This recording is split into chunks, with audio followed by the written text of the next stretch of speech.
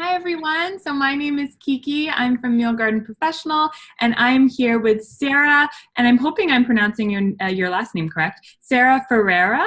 You got it. Oh my God, that's an awesome name, first of all.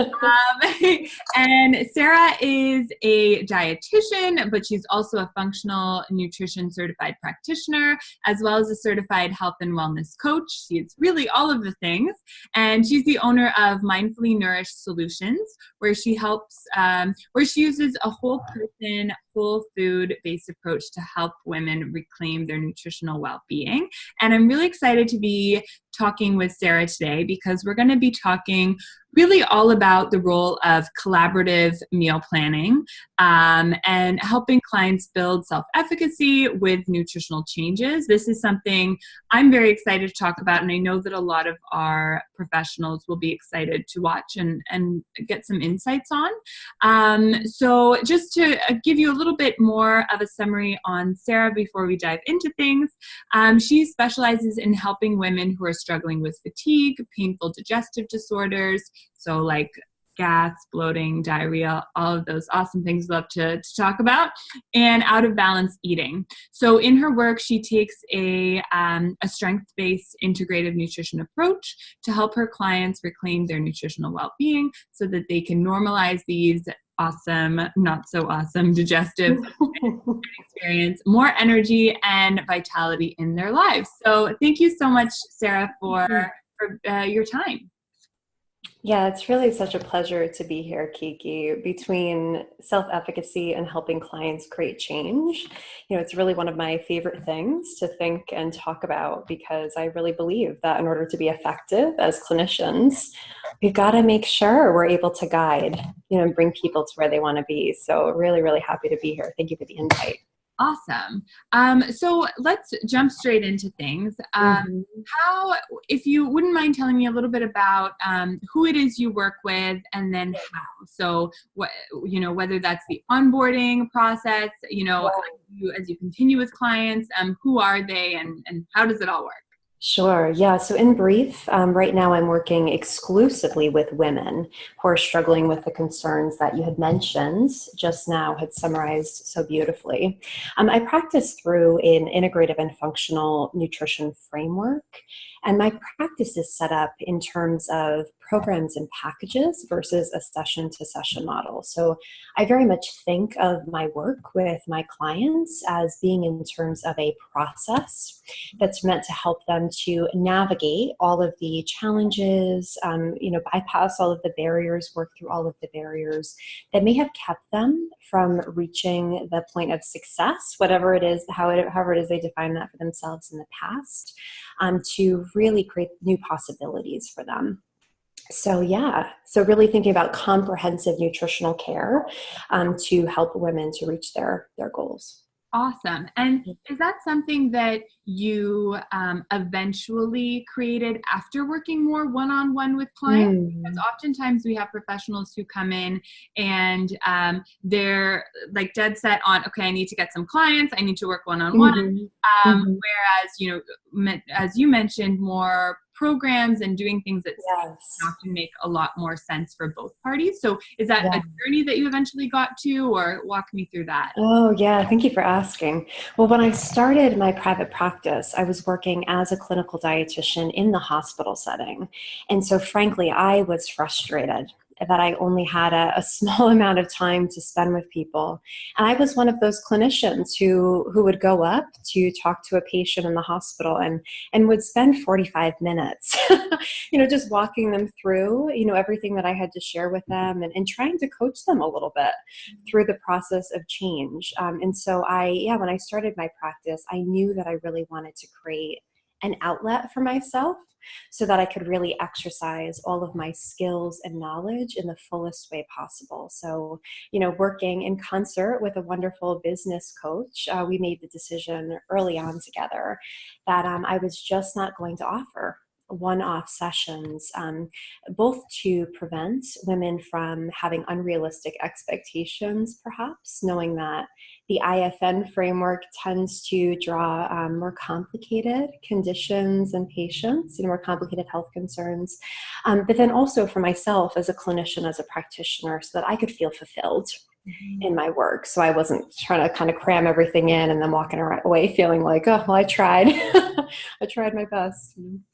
And you bring up a very interesting and very unique point, because oftentimes it's more sort of general-based health and wellness coaches that on this kind of program mindset versus dietitians, clinicians, people who've worked in a more, hospital setting. So it's quite unique. How do you think that your background in that field is helping you now with the programs?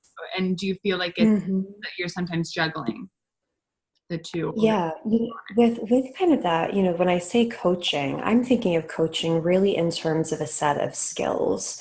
So, when women come to me, oftentimes they're really feeling stuck. Like I said, practicing in the framework I'm practicing in, women are often coming to me with concerns that they have been battling with for years. So whether it be binge eating, whether it be digestive concerns, those painful digestive disorders, it's not uncommon to hear that, a woman, it's been 7, 8, 12 years that she's been trying to figure things out on her own. And so oftentimes frustration is the really predominant emotion. And so when I'm thinking about working with someone through a process, I'm being really sensitive to that sense of defeat that they may have had in the past. So this is where the coaching comes in, because I never want someone to come to me and feel that they just get a little bit of information that will last them for the next week or 2 weeks or 3 weeks.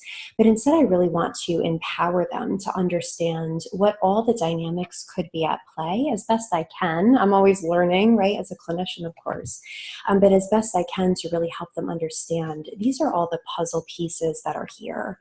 But really, in my mind, the way that they choose to put together the big picture is ultimately up to them. Is based on their comfort level, is based on how confident they feel that they can take small steps or medium steps or large steps. And so a coaching-based approach really kind of meets someone where they're at, yes, but also kind of sees where they could go, beyond where they are now.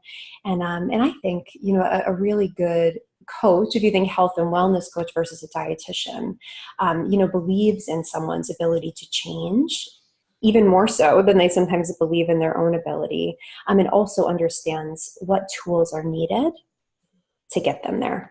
So does that answer that question? Yes. And as well, something that just came up as you were talking about that, oftentimes programs are thought of as more of a one-size-fits-all approach. But what I'm hearing from you is that it's extremely unique. So how do you go about setting up these programs? Like logistically, how does it work being able to provide very customized, more individual support to clients while they're in a framework, so to speak? Yeah, beautiful. Yep. So I do have set frameworks, perfect, that I use, that I'll present to potential clients during an initial call. I always want to make sure somebody is a good fit and doesn't want a quick fix, or I'm not going to be the clinician for them, which is fine if that's the case. But yeah, basically I'm using these frameworks and then I'm adjusting, really the elements that might go in based on what I'm hearing. So I'll just give you a couple of examples. It might help to illustrate a little bit. So say, for instance, that someone is struggling with binge eating, and then concurrently, a lot of digestive discomfort that really has to do with their pattern of eating, right? I'm working with out of balance eating a lot, so that's something I'll commonly come across. So for that person, I might have a sense that, okay, so I think some of the things that might work really well here are working on some mindfulness skills, or working on self-awareness when it comes to eating, or thinking about macronutrient balance, or looking at, okay, what are some of the non-nutrition areas of their life that need to be nourished, thinking really holistically, thinking about nutritional resilience. So are there triggers, right, in their diet that are just, making them uncomfortable, then leading to some more of that eating that's coming out of the physical discomfort, right? Some more of that frustration cycle. So I'm always kind of assessing based off a strengths-based framework where I feel like my client has the highest likelihood of success. So a really beautiful tool that I like to use and think about is the VIA Character Strengths Survey. It's VIA. So that's something I could send you the link to if you want to post it. But the VIA Character Strength Survey really represents in a quiz-like format with a final report where someone has really in the past, demonstrated the greatest proportion of strengths or abilities. So for instance, some people might have really, really high levels of self-motivation or self-awareness. Other people might be more relationship oriented, where they really do best in community, right?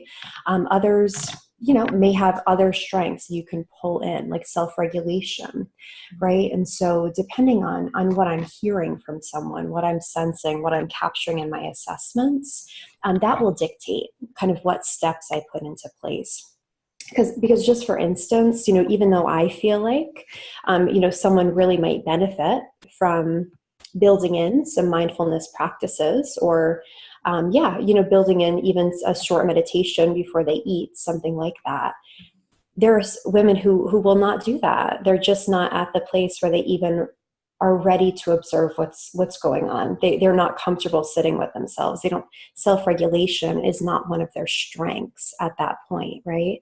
And so there's other things we might work on. We might focus more on macronutrients, right? Something they can grasp that's a little bit more external versus going that direction. So so does that help? Very interesting, for sure. Mm-hmm. And that also leads me to the fact that you're really weaving in mindfulness when it comes to food and nutrition and meal planning.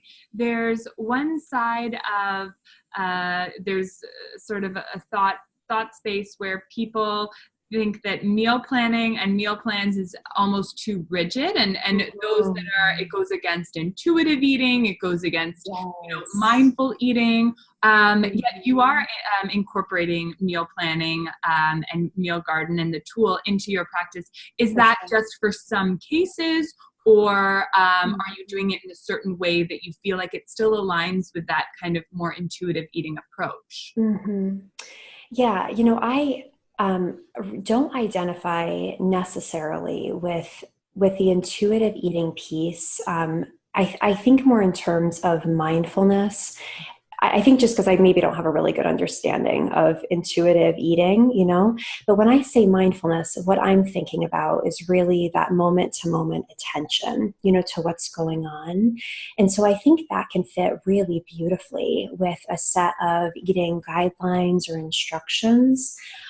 Because I think for my work with the population I'm working with, often women are so far out of touch with what could even potentially help them to feel good physically, that meal plans actually really do serve quite a valuable purpose. And that, again, they just create that potential.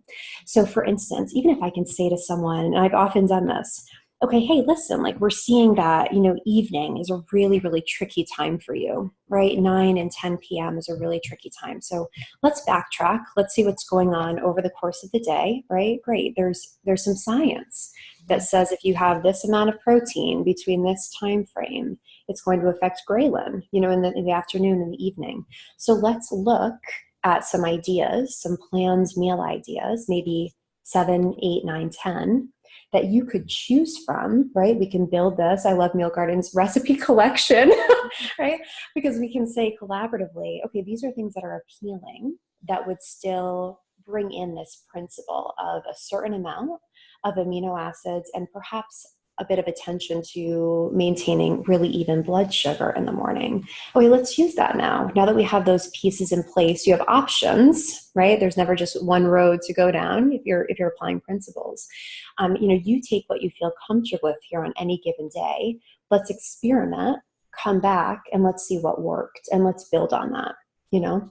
I love that. I love how you're not only a dietitian and a coach, but you really have to become, an investigative reporter. For sure. Yeah. And connecting the dots and the puzzle pieces, putting them together. So it sounds like you're using more recipe collections rather than meal plans. Do you find that it's effective to kind of hold a client's hand and with really a 7-day plan where everything is mapped out for them versus here's 5 recipes for you to pull from? What's your take on that? I've done it both ways. I think my goal is always to, if needed, to provide the support in the template. And that's really what I see a full week of recipes as doing. So the way that I've used kind of those like meal planning programs like Meal Garden in the past is I've built out, a week of breakfast, lunch, dinner, snacks that I feel would be supportive to someone. And then I'll explain to them the reason why I included what I included. And always am trying to give them some alternatives, like if you're eating broccoli, you can eat cauliflower, that type of thing, right? So here's some ideas for substituting dislikes, no problem, right? We'll fix it, etc. Because the goal is always for them to identify what kind of nutritional patterns will allow them to feel the way they want to feel, will really harness their digestive fire, right? And keep that humming along. Will keep their energy levels nice and high, will help to just kind of boost their overall mood and well-being. Then once we have that down, I want them at the end of our process to be able to take everything they learned and be able to make substitutions and kind of recreate their own even. So as we figure out what's working, we can kind of, build into recipe collections or just duplicate. So often I'll have clients just say, hey, I'm just going to take a look and I'm going to add in some recipes. And then if you could look at them, just make sure I'm kind of on the, on the right track. And sometimes we'll do that, which is great because it's in their hands. And that I think is the best way to create change. It's so much more likely to go well if they feel empowered with guidance to identify their next step. Right. And that's a bit of a coaching based approach as well. So, and that leads perfectly into my next question, which you've kind of already answered, but if you have anything else to add, is really what are some, if you do have any other strategies of helping your clients build self-confidence or self-efficacy when their goals just feel really overwhelming? Because it can be obviously a lot mentally and physically. Yeah, no, for sure. Especially when there's been repeated defeat. When, I was just on the phone recently with someone who was just recounting to me the frustration she's had in her health journey because she's seen so many practitioners.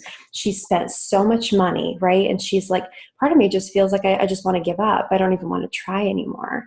And so really just to define that term self-efficacy, because I think it really captures this essence, right, of what we're trying to achieve with clients.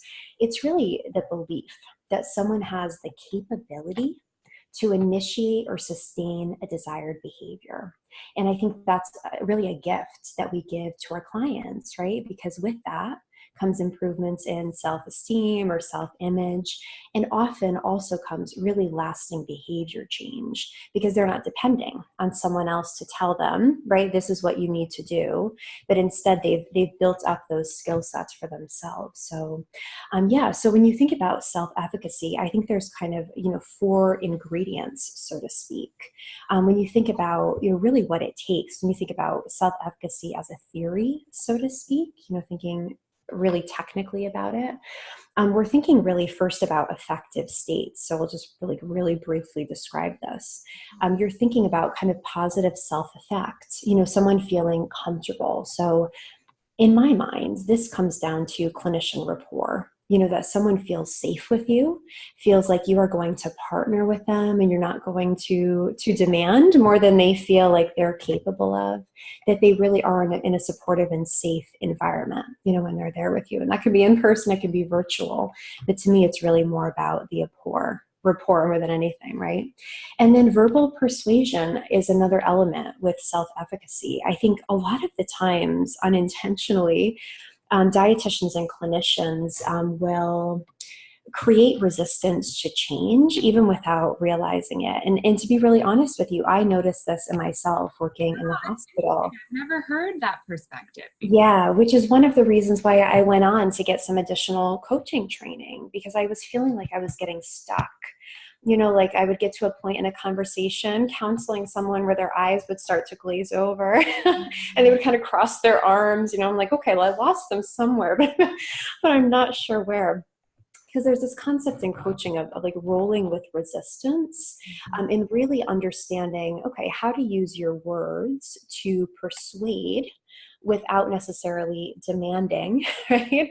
And without building up resistance. And so often it does come down to kind of wearing the expert hat when you need to, but taking it off and letting them kind of be their own expert and come to some of their own conclusions about what they're experiencing, right? More so than just relying on you to do like X, Y, Z all the time, right?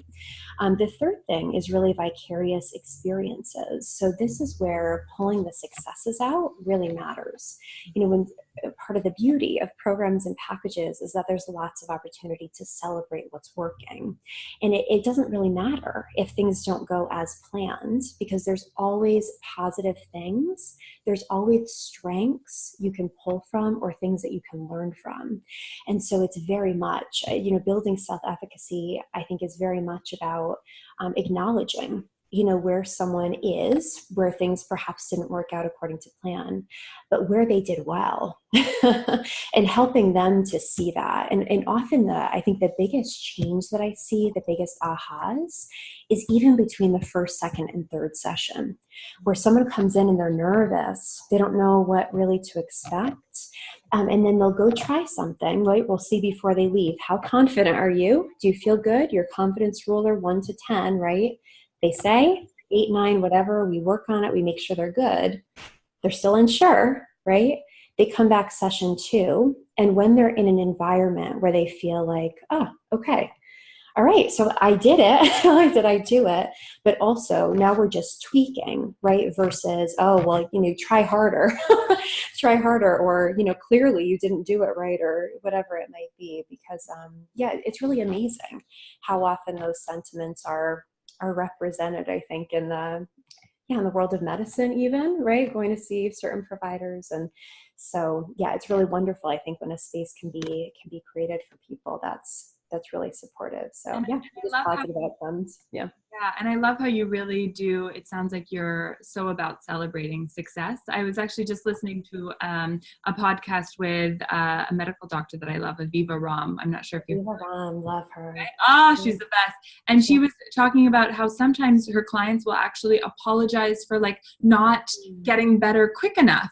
And so I think as professionals and as practitioners, we have to remind ourselves that, you know, it's like that the first element that you mentioned out of self-efficacy, the client and professional rapport, and making sure that they feel supported and in a safe space, and reminding them that of their successes in case they're actually not detecting them right away.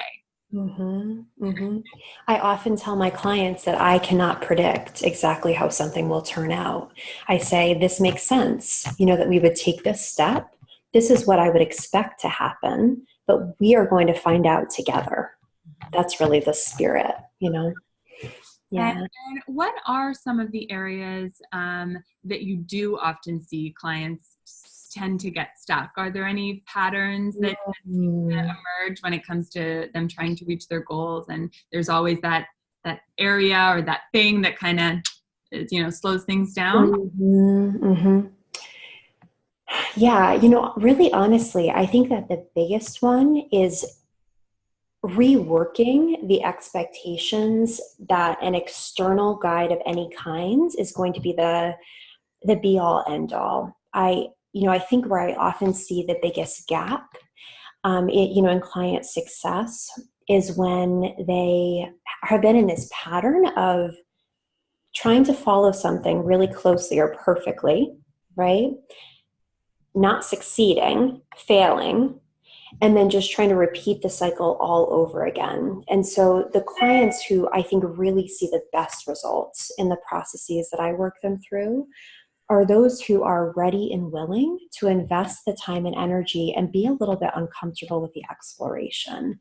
I think that's the biggest place where I see people get stuck. And so, yeah, so some of that is about me I think just trying to be even more careful, than I have been in the past, with trying to make that very clear up front, even during a call, that this is not about a meal plan. Like, we use those tools to support you, but it's really about creating the foundation and the support and the framework for transformation of some kind, whatever you want to see. And so, yeah, I think at the end of the day, when you think about, meal planning tools, and recipe collections and specific therapeutic foods and food plans and all of that, they are foundational, right? And they're the thing that I think you need to have as a necessary ingredient in the process, right? Because we're all about food and nutrition.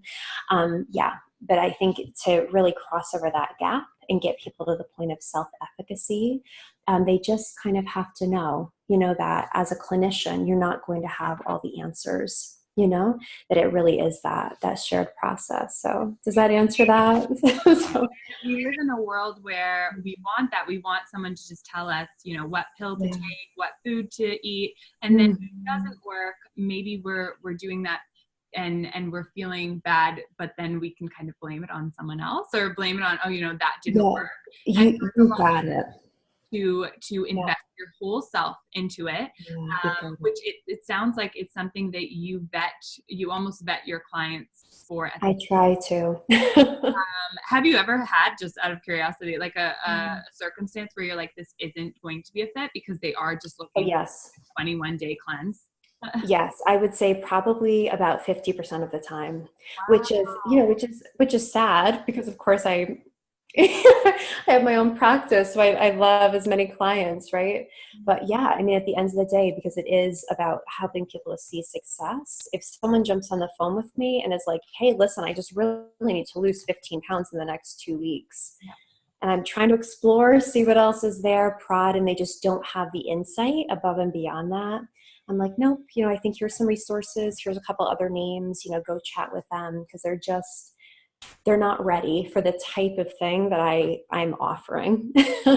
So yeah, not uncommon, but the people who do make it into my practice, I would say 95% of them are my ideal clients. And there's not a better feeling in the world like that. Sometimes I'm like, are you sure you even want to pay me? Because I enjoy it so much. I almost feel badly, but kind of a little more business sense than that. And that's a really good tip for the professionals watching as well. Did you actually map out what you thought your ideal client was?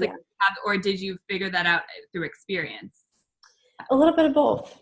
Okay. Yeah, a little bit of both. I thought this is really, and this is again, guidance of a great business coach, but I thought this is really who I think that I want to work with. And it has evolved. It's evolved over time as I've gotten to know myself better and seen, think about this, where my own strengths are, right? Using some of the principles, like where I'm seeing the best results.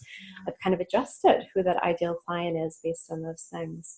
Oh, wow. Well, we are already, oh my goodness, out of time. You have shared so much juiciness. Thank you so much. I really enjoyed this talk. And I think it's been so refreshing to hear how holistic you truly are with your approach. I mean, and as well as a dietitian, that can sometimes be a little bit rare because they, stick to their more bureaucratic calculations. Exactly. And so the way that you've weaved all of these things in a really efficient manner is really insightful.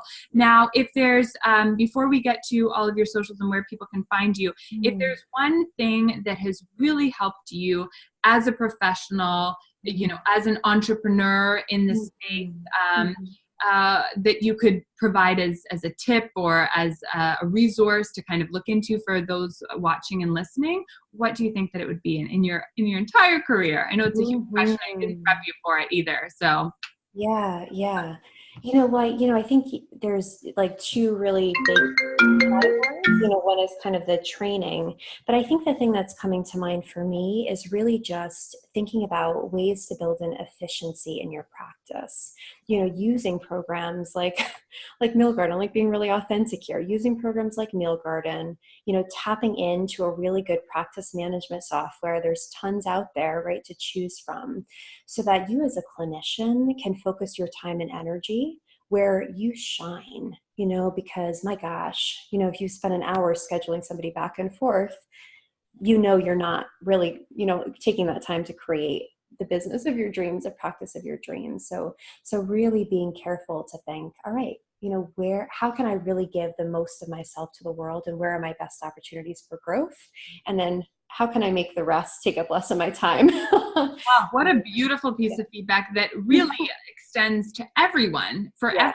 It's just, how do you figure out how you can be more of you, authentically and fully, and kind of outsource the rest. Outsource the rest. That's right. Disgusting. Yeah, get something, because your days will fill up, right? Just like that. And you create more potential for yourself. Exactly. So there you go. Awesome. And so how can we all keep in touch with you or get in touch with you? I'll leave it to you with the stage at your website.